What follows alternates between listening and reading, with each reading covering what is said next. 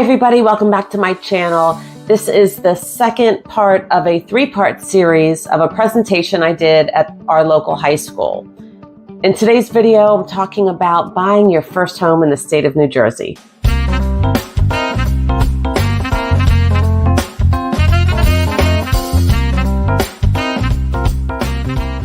Thank you for watching. Give this video a thumbs up and let's get right into it.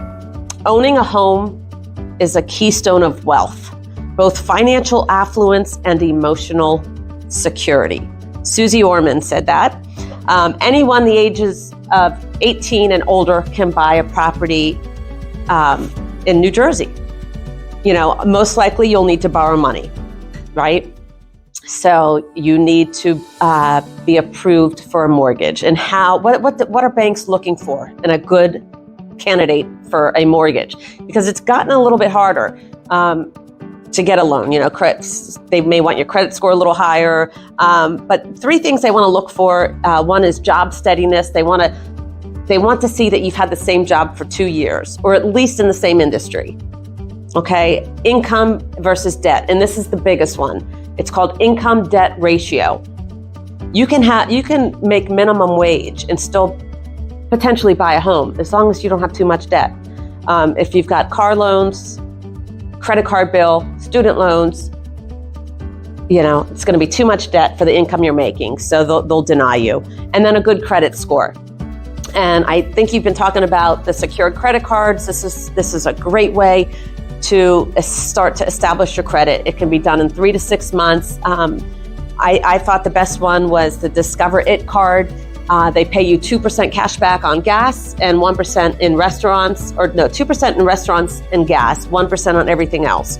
So you fill up your gas tank every week, use your Discover It card. They're gonna give you cash back, you're gonna build your credit, okay? The interest rates are really high, they're almost 30%. So you definitely wanna pay that off every month. Okay, that's a great way to build your credit. Now, you know, what about money down? I mean, I have 30-year-old clients, 40-year-old clients who, you know, they have a good job, their credit score is good, income to debt ratio is good, but they don't have money to put down, you know, not enough. I mean, so saving money for a down payment is a great idea, starting with your Roth. But you can buy a house with zero money down. In Cape May County, in rural sections of the county, such as Dennisville, Middle Township, it's called rural housing, zero money down. You can get a loan. They also have FHA, which is 3.5% down, but really exciting right now, and you never know how long these programs are gonna last.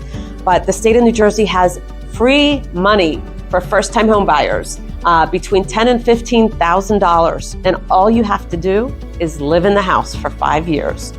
So, and you can use that money towards your down payment, or you can use it towards closing costs. Because if, let's say, for example, you're buying a $200,000 house, there's closing costs, probably about $5,000 or $7,000 in addition to any home you buy. Closing costs are the lender's fees and escrows. They're gonna take 3 to 4 months of taxes, 3 to 4 months of insurance, and they're gonna hold it in escrow. In case you default on the mortgage, they'll have that money to pay. Okay, so those are closing costs. But that's a great program. And there's all kind of different lending programs within that state of New Jersey first-time home buyer program. So that's why it's so important to work with an experienced realtor when you're going out house shopping. That they'll know about these programs, they can guide you with all of that stuff and you know, introduce you to lenders that can help you. My daughter, who graduated from Cape May Tech, gosh, I forget what year, because I have 3 kids. Anyway, she was one of Mr. Breslin's students. Her and her fiance recently bought the ugliest house on the block outside of Tampa, and I said, bravo. Why? Because they had immediate equity. Because it was such in disarray, they said, you know what, it was a nice neighborhood though. But they bought the house, it actually appraised for $5,000 over the sales price, so they had immediate equity there.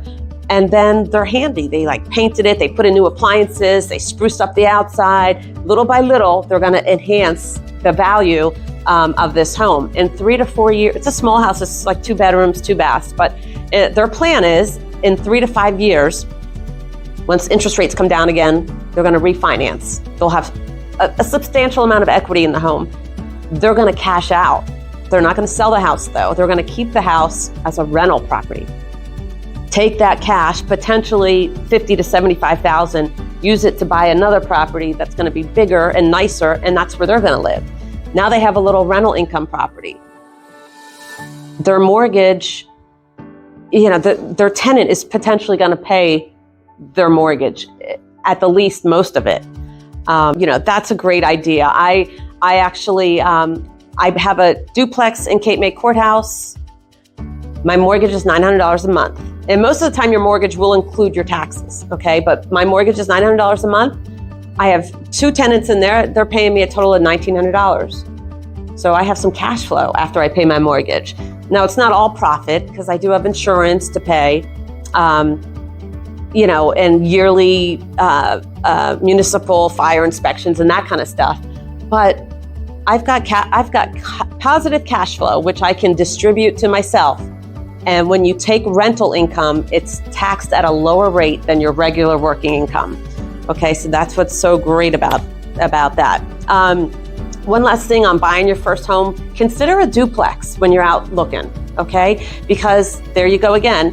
It's only maybe it's you and your significant other, but you don't need a big house. Duplexes are typically small, but you're living in one. You've got someone paying your mortgage living next door to you, okay? And then if you need a new roof, it doesn't come out of your pocket. Your tenant's paying for it. If you have any questions after watching this video, please leave them in the comments below. I do read each and every one and look forward to having a conversation with you. Thanks for watching. Have a great day. Bye-bye.